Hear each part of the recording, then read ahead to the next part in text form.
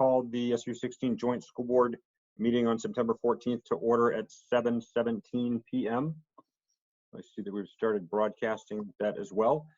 So for everybody that is joining us via the broadcast, we had some technical issues getting all the board members logged in, so our apologies for that. You have not missed anything. We've just started the meeting here officially at 7:17. So we've called to order.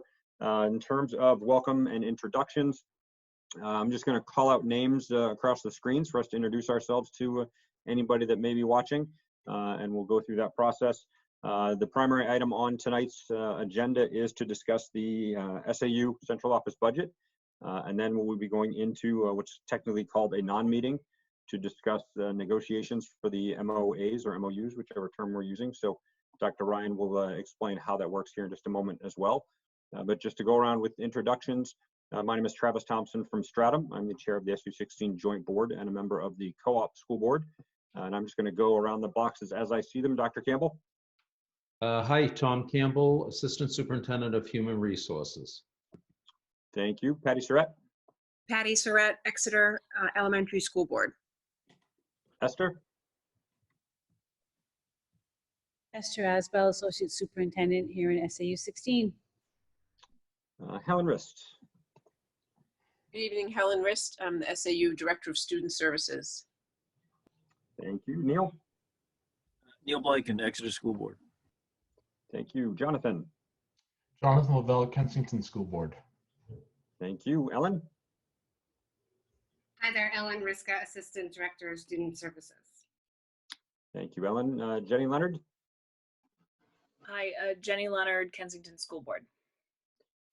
Thank you. I see Mr. Hall has just joined us. Bob, we're just doing introductions. Bob Hall, Co-op School Board Representative from Kensington. Thank you. Carissa. Carissa Magri, Stratum School Board. Patrick. Patrick O'Day, Exeter School Board and Vice Chair of the Joint School Board. Thank you, Patrick. Sarah Gallagher.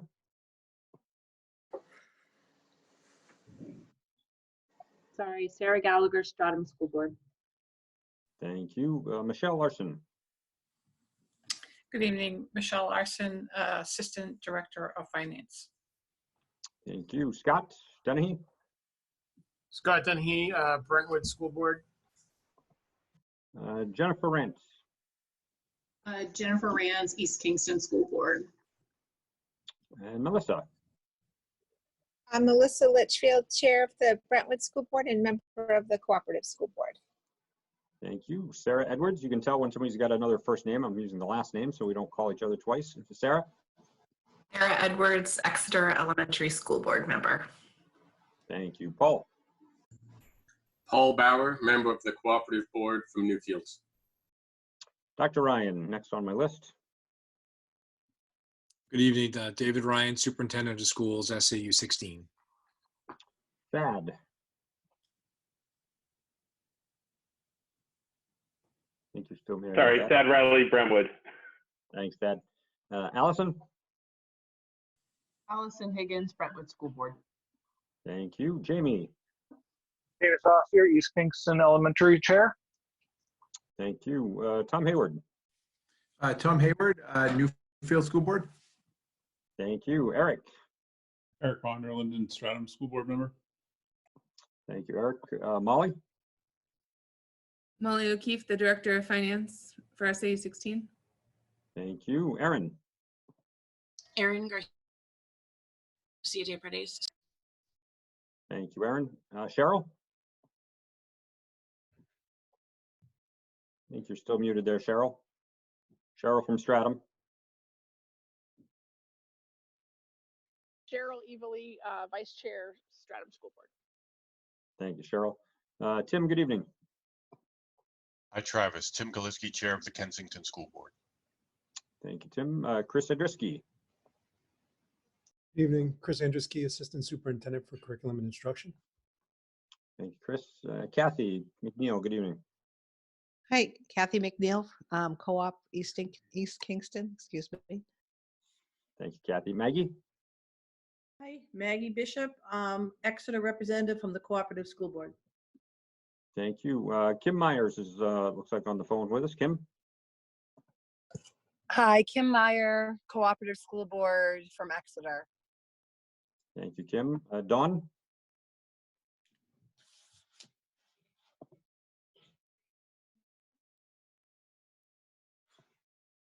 I see Dawn is unmuted, but we're not hearing anything, Dawn.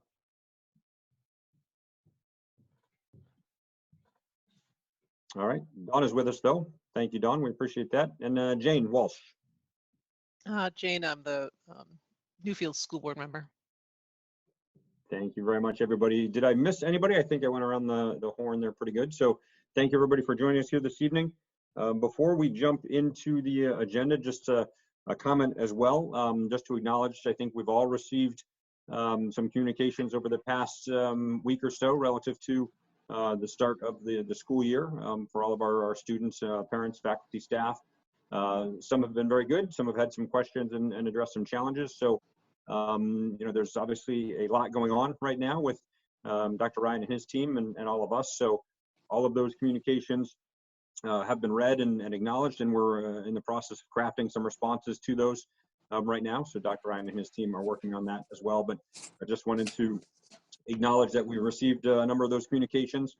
Too many to kind of go through one by one, Dr. Ryan. I think that's probably safe to say, but we want to make sure that we've acknowledged those and that any responses that need to be forthcoming are currently being worked on. So Dr. Ryan, does that cover everything for us there?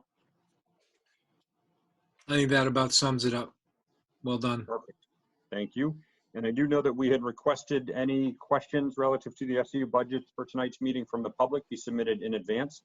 I believe, and again, Dr. Ryan, correct me if I'm wrong, we received one question relative to the budget that I think Molly will be addressing in her presentation to us. Have we received anything else since our conversation, Dr. Ryan? No, we have not. I'll give another cursory look, see if there's anything there. I do not have any other questions relative to the conversation this evening. All right, thank you very much. So the old business that we'll actually be getting into here at a later point during our meeting is where we'll be going into what's officially called a non-meeting. Dr. Ryan, I don't know if you just want to give us a brief overview of that so that it's clear to everybody what we're doing as far as that goes, and then we'll get into the budget presentation. Sure, no, happy to. So there's a difference between a non-public meeting and a non-meeting. They being the New Hampshire Municipal Organization, as well as RSA 91A2(1), recognize that a non-meeting is a gathering of board members that doesn't necessarily meet the definition of a meeting or is specifically exempt under the law. A non-meeting has 4 specific categories that are exempt under 91A2 Roman numeral 1. They are strategy or negotiations regarding collective bargaining, political caucuses, circulation of draft documents among members when those drafts simply formalize decisions previously made in a properly held meeting, and consultation with legal counsel. We typically would use 2 of the 4, one being strategy and negotiations regarding collective bargaining, or non-meetings with for consultation with legal counsel. So a non-meeting means we'll adjourn this evening and then we'll remain for our non-meeting. There are no minutes that need to be kept. There's no notice that's required. However, we include it in our agenda so the public is aware we'll be having a non-meeting. And the public is not able to attend the non-meeting. And that's all outlined within the law. So that pretty much sums up what a non-meeting is. It's a strange term. It's a New Hampshire way, and it's what we abide by when we start talking about negotiations on our MOA or collective bargaining agreements otherwise.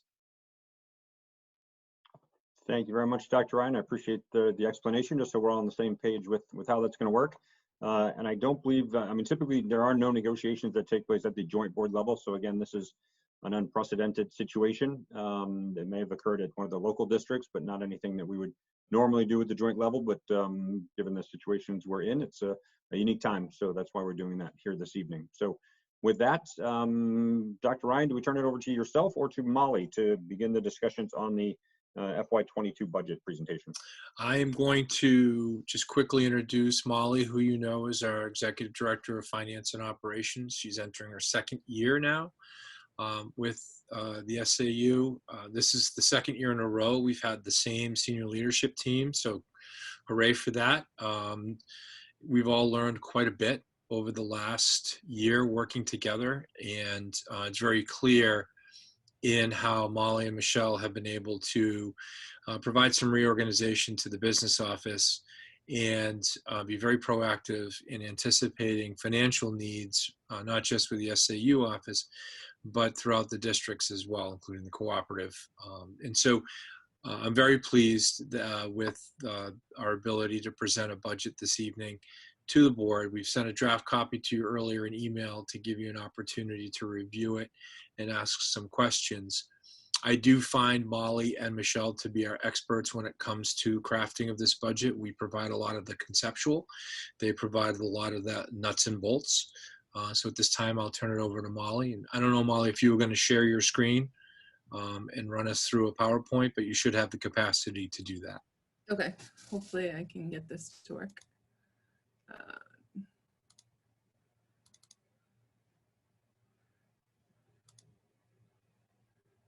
Okay. Molly, can I just ask, and Dr. Ryan, do we want to go through the presentation in its entirety and then open it up to the board for questions? Does that make the most sense? I think that would probably make the most sense unless you have a different opinion, David. I think that'll work out just well. However you feel you want to field questions. I think maybe going through the whole presentation, because we can always go back to certain slides if somebody has a question about them. Okay, Sure. so if any board members just want to jot their questions down when they see something that they're unsure of, if they already have them, and we'll, once we open it up to questions after the presentation, we'll use the inside chat function for us to keep all that organized as well. But sorry, Molly, appreciate it. Okay. Travis, can you see my screen with the presentation up? Yes, I can. Okay, perfect. So over the last few weeks, we put together the first draft of the SAU budget for fiscal year 22, which is the 2021-2022 school year. So we've reviewed this budget twice with our budget advisory team, and these are the individuals that are on that team.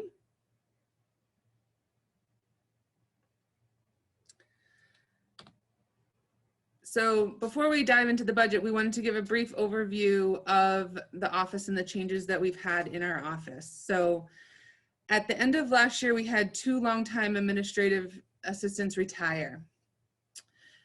And Kayla Moore was hired as the administrative assistant to the superintendent, which was the previous position held by Sally Boyd.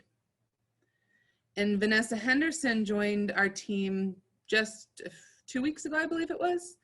And she's going to be helping out the Human Resource Office and as well as the administrative duties for the assistant and associate superintendents.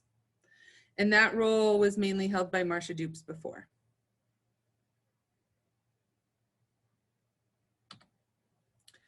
So this budget is largely contractual, 91% actually. So this graph really highlights what's contractual and what's not. And the next page you'll see, or the next slide, you'll see it divided into different categories.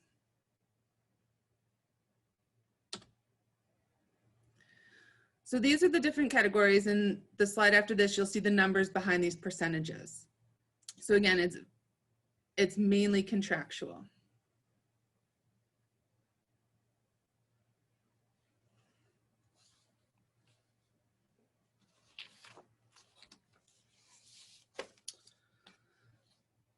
So we broke down the different changes into different categories here. And there's really 3 areas with the large changes. And those are the salaries, the course reimbursement, and the insurance FICA retirement. The salaries are a 3% increase over FY21 actual salaries. However, it's only a 2% increase over the FY21 budget because the SAU staff did not receive the full budgeted salary increase in the current year. And the salaries are down overall compared to the previous budget due to the salary savings for the new hires that replaced the retirees. The course reimbursements are lower due to the higher projection in fiscal year 21 for the doctoral programs. And the large increase in insurance FICA retirement is for a few reasons. First, we assumed an 8% guaranteed maximum rate, or GMR, for health, and a 5% for dental. And we did that based off of history. We don't have the actual rates yet for FY22. And if you remember last year, we actually got the actual rate the day after we voted on this budget last year. So hopefully we'll be able to get it before, but until then we've used the 8% and the 5%. We also have a change in health plans that employees selected for the new hires versus the retirees. And lastly, which is the largest contributor, is we had a change in an employer contribution for New Hampshire retirement. This resulted in a $44,500 increase. We had planned to include budget for an ADS replacement plan. However, with the large NHRS increase, we checked with Tyler Technologies and verified we could do most of this next year. And so we only included $10,000 this year towards that replacement plan.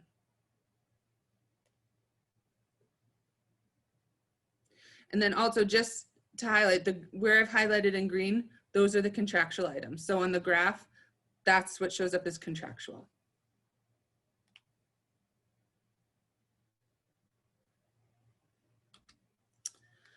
I also put in a slide here for headcount.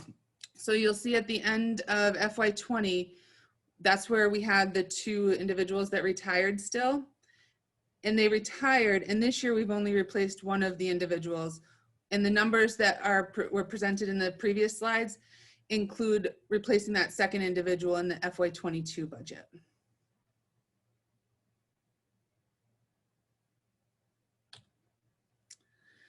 And then in our budget work session, we had some feedback and requests to determine how this impacts each individual town. So you'll see at the bottom, the total is the budget that was in the previous slides. However, I've broken it out by town, what the anticipated change would be.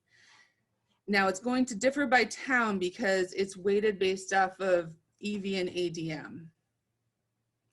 And at the bottom, I put the equalized value numbers, and the ADM numbers are obtained directly from the DOE website and the most recent publicized numbers.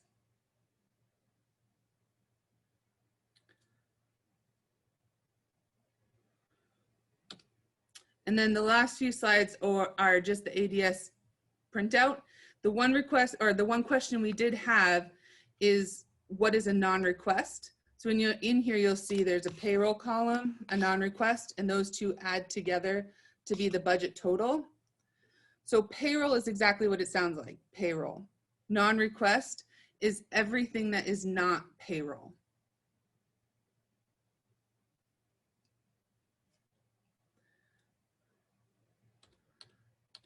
So I'll go back to this. So overall, we were looking at a 2.69% increase over the FY21 budget in the proposed fiscal year 22 budget.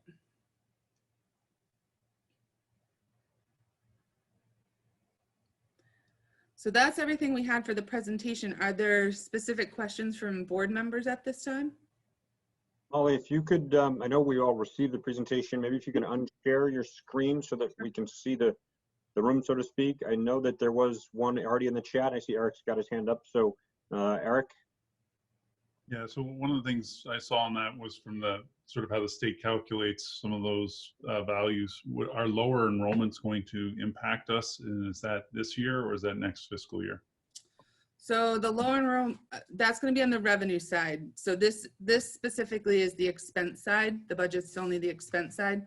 But for the revenue side and related to the schools, yes, if there is a decrease in enrollment, that would be next year because the adequacy is based off of the prior year's enrollment. Okay, thank you. Thank you, Eric. Either throw that you have a question in the chat box or throw a hand up. I'll try to catch anybody that has any specific questions. Not seeing anything just yet. Melissa, you've got a hand up. Yes, Melissa, and then I see Patrick. Hi, thank you. I was just wondering if you could go into a little bit further detail regarding the conferences and the training. Yep, so for the conferences, now which line item are specifically are you talking about, Melissa? It was in the, okay, the proposed FY '22. It 19. specifically states conferences / training. Is it the one that's the total of $19,000? I'm looking at the detail budget. No, I'm not. Okay, guys, I know this is really weird, okay, but I'm just holding it up. The big, do you see the, with the green? Okay. Okay. Yeah, it's your summary, Molly, where it went from 35 to 37.5. 35. Okay, so a large part of that is on the detail. There's the line called conferences, and it's 19,000.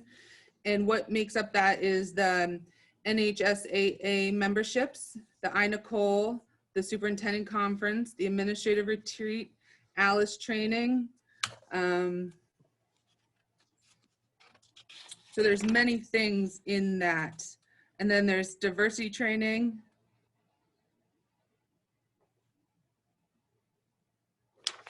And I'm sorry, Molly, I know you said it was broken down in the detail, and I'm sorry, I missed the detail page. Where is the detail page? So the last 3 pages are the actual ADS budget printout. And I believe Okay. you're talking about the lines that are 19,000 and the line behind that for staff training for 7,500 is the majority of the item that you have.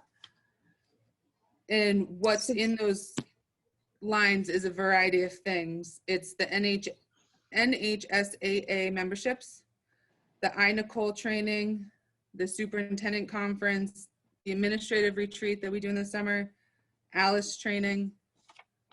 There's multiple training and conferences within that line.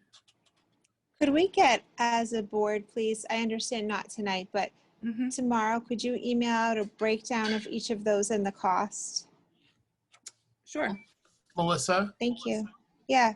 If you go to the detail summary, it's the spreadsheet that has 3 tabs: ADS download, detail summary, and cost breakdown. If you look at the detail summary and look at cost type for conference and training, there's, I think that's what you're looking for. I'll send it to you so you can see it. I think she's also just wants the numbers that make up those numbers as well. Yeah. Scott. Yeah. Okay. Yep. So I can email you the list of trainings and conferences that add up to the total that we have there. That's perfect. Thank you. And then I just had another one that I wanted to ask you regarding the doctoral programs. So it's very nice to see that that number is going down. I just want to say thank you. And I wanted to ask, is there some type of stipulation that when these programs are finished, similar to a sabbatical, do we tend to have something written out that the staff will stay with us for a certain amount of time? I might have to defer that one to Tom Campbell, as that would be in the contracts. Tom, are you on? Yeah. I can't see everybody at the same time. I know.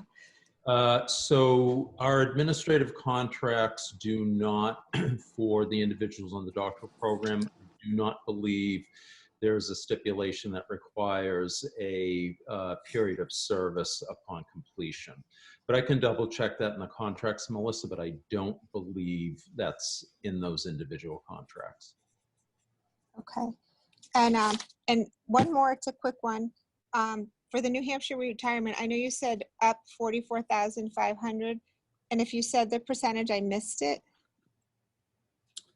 I don't have the percentages right here in front of me, but we do have a document that we received from New Hampshire Retirement that had the new percentages in it as to what the contributions are. But when we plugged that in, it was a $44,500 difference.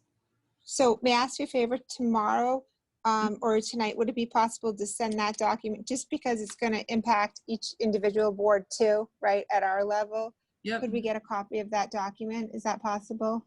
Yep, it's a document directly from New Hampshire Retirement, and it lists all the different contributions: school, fire, police, and all that. Yeah, that would be great if you could send it. Thank you, Molly. That's it. Thank you, Travis. Of course. Thank you, Melissa. Appreciate that. Some good questions there and good information for us to get. I know Molly? Patrick had a hand up, and then I see Tim has something in the chat, and it looks like Jonathan has a comment. So Patrick? Molly, just wanted to make sure I understood this right. I know that you said all the salaries are in the contractual category, but it seems like there's some discretion there in that the raises, it looks like, if I'm reading this right, that the raises are somewhere between 1% and 2% for full-time staff. Is that right?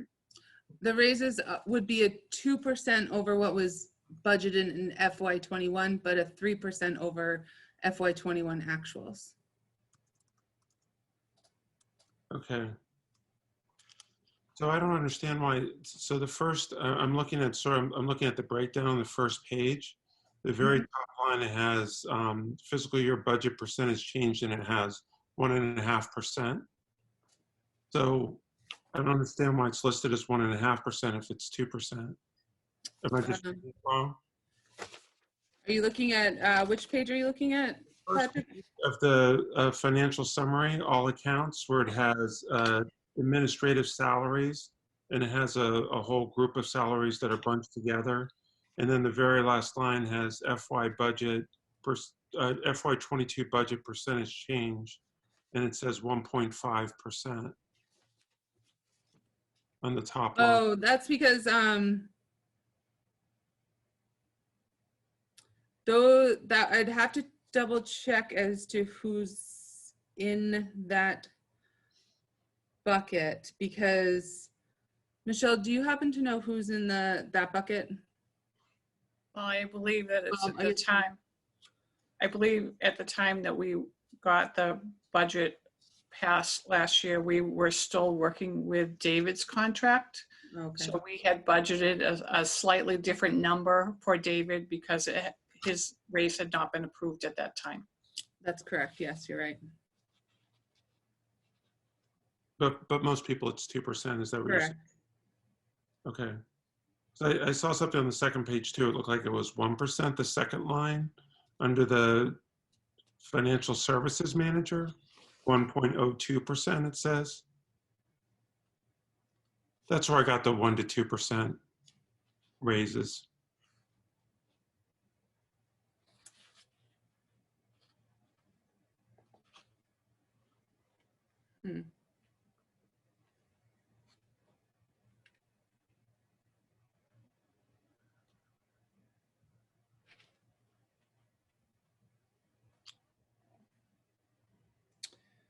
Yeah, that.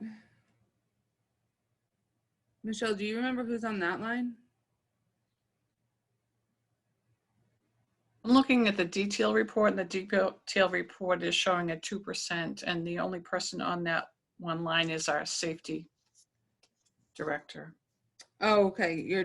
Oh, that's right. He was showing up as, we renamed that since then, because it didn't make sense to call our safety director the fiscal service manager. That's correct. I remember that now. Oh, okay. Patrick, does that address your questions for you? It sounds like 2% is what's been allocated for raises or potential raises across the board. Is that right?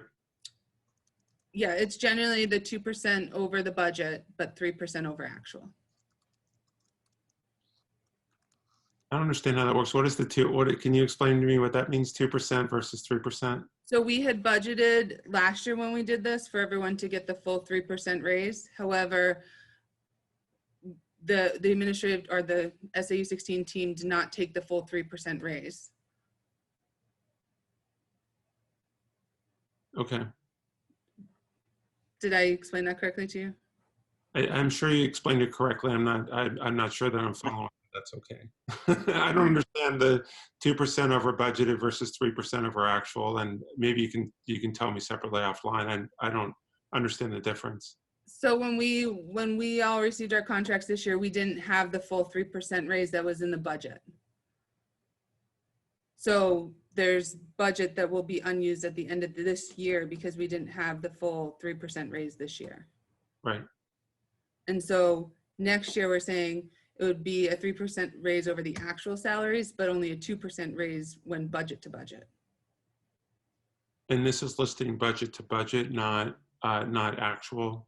Correct. So the last column in this ADS report is budget to budget, not actual to budget. Okay, so this is actually building in a 3% raise in terms of the actual amounts. Is that right? From actual to budget. yeah, from actual to FY22 budget would be a 3% raise. Okay. All right. Thanks. Thank you, Patrick. Appreciate the questions there. Thank you, Molly. I know that I think, Tim, you had a question in the chat going back a few minutes about Kensington's assessment. I don't know if you would like to touch on that. And then I know Jonathan had his hand up a few moments ago as well. But Tim, do you want to touch on things? Yeah, so I see that the Kensington share of the budget, that assessment is up 15%. Could you help us understand that? Sure. So the assessments are based off of enrollment as well as equalized value. So Kensington, out of all districts, went up the most in both categories. So we Okay, had, and of those two, is there one that is the primary driver of that, or is it the two of them equally driving that increase? I can go back and pull exactly the numbers and send that to you later, but I do know that Kensington was the highest in both categories. Okay, yeah, I'd like a little bit more detail on that, but I can contact you separately. Thank you. Yep, I have that in a spreadsheet on behind the Zoom. All right. Thank you, Tim. Appreciate that. There were a few other things in the chat box I think people may have seen about the New Hampshire retirement. Jamie shared some numbers about the changes for the employee and the teacher contributions. So you have those numbers there. Yep. Dr. Campbell shared some information as well. And then I believe, Jonathan, did you have a hand up a few minutes ago? Yeah, just a statement, Molly. I have that where you sent us a picture. I have it on my computer, but I don't know how to share it. Oh, the New Hampshire. Yes, I did send that in an email to you guys, but I can send that out to everybody tomorrow, the actual. If I could throw it in chat, it'd be easy, but I don't know how to do it. So, because it's a photo. All right. Well, we can get that information sent to everybody from Molly so that we have all the information that we want to see. Yes, and the Thank New you. Hampshire. Appreciate the offer. In the New Hampshire retirement document, it does have the new percentages. It won't have the old percentages, which are listed here in the chat. Thank you, Molly. Thank you, Jonathan. I see Paul with a hand up. Thank you, Travis.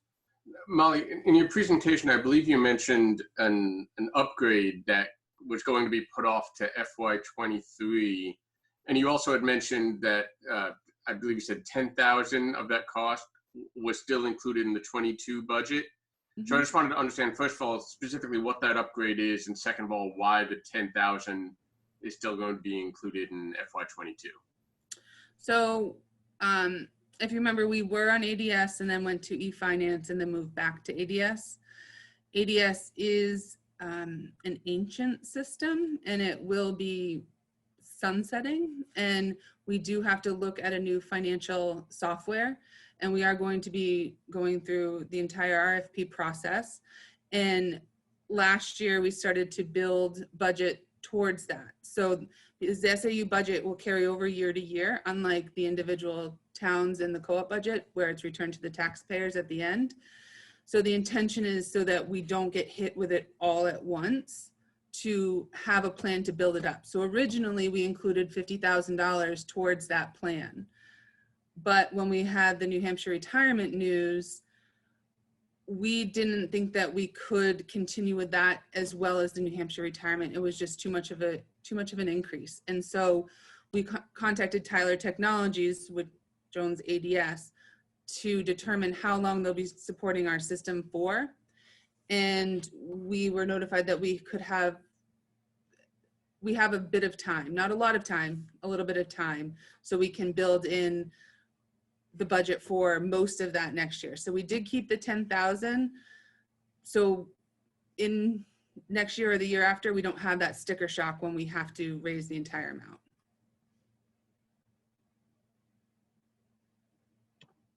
Thank you, Molly. Paul, does that address your question there? It does. The only follow-up question I have, and you might not be able to answer this yet, Molly, but do we know what we're looking at in terms of a full amount? I mean, I know we have to go through the RFP process to know that for sure, but. I don't have a number right now. It is quite expensive.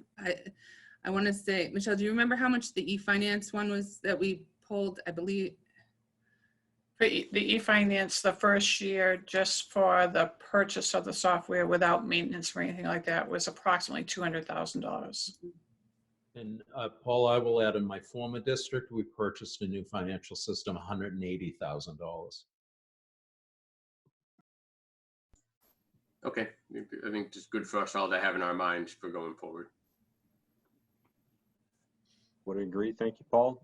Any other questions or comments from the board relative to the proposed budget? I don't see anything else in the chat functions. I see Dr. Ryan raising his hand. Dr. Ryan? There was one question from the community earlier today, and the question is, on the budget detail, what are non-requests? Yep. So that's what I was saying before, the payroll items. So in the budget detail, there's two columns. There's payroll, non-request, and then budget total. The payroll and the non-request added together are the budget total. So we have people set up in our system, and they pull over under the payroll column. Then anything that's not payroll shows up under non-requests. Excellent. Thank you, Molly. Thank you, Molly, and thank you, Dr. Ryan. So maybe I'm the only one with this question, but what else would that be? Like anything that's not payroll, what could that be? I'm just a little unsure myself. So that would be like your conferences, your training, Up your expense. Okay. Foreign It's not payroll expense. related, it's other expenses. It's not. Other expenses. Okay, all right. That helped me understand. Thank you. Any other questions or comments from the board relative to the proposed budget? I see Melissa with her hand up, and then I see Maggie. So Melissa, and then we'll come back to Maggie. I'm sorry, Travis. It was the same question that you had. I didn't understand it the first time that it was explained or the second time. So I think Molly, I might have to reach out to you later, but what line item is the non-request? It's not a line item, it's one of the columns. So like, oh, I see it. Okay. If you go on the first page, there's course reimbursement. Course reimbursement's not a salary, so it's showing up under non-requests. Conferences is not a salary, so it shows up under non-requests. Training is not a salary, so it shows up under non-request. I get you. Have we always had that column, or is it a newer column? Nope, we've always We just had didn't it. notice it. Yeah, nope, we've always had it, and this is exactly the same budget report that we were using last year, the same format. Okay, perfect. Thank you so much for clarifying that. Yeah, that helped me too, Melissa. Thank you. Maggie, did you have a question or comment? I did. I don't know if this is for Molly or Dr. Ryan, but were there conversations around whether or not there will actually be conferences and trainings? We had those, we had those conversations as well. And just like this current year that we're in, that we already know the conferences in the spring are, have already been canceled or moved to virtual, and those virtual typically are not there's no fee for service on that. For the FY22, so a year to year and a half from now, I'm not certain whether there are going to be conferences or not. In each employee's contract, particularly within the senior leadership team, there is a provision and items that cover membership to their state professional organization, as well as state conferences or national conferences. That doesn't mean that we're going to attend. It doesn't mean that we're going to expend the funds, but in order to abide by each individual employee's contract, we have to be sure to fund for those. And should it not be expended, we then carry it forward into the next fiscal year. Great. Okay, that's helpful. Thank you. Sure. Thank you, Maggie. Appreciate that. Looking around, I don't see anything else in the chat. I don't see any other hands raised. So Dr. Ryan, this evening, you and Molly were looking for input from the board, questions and comments.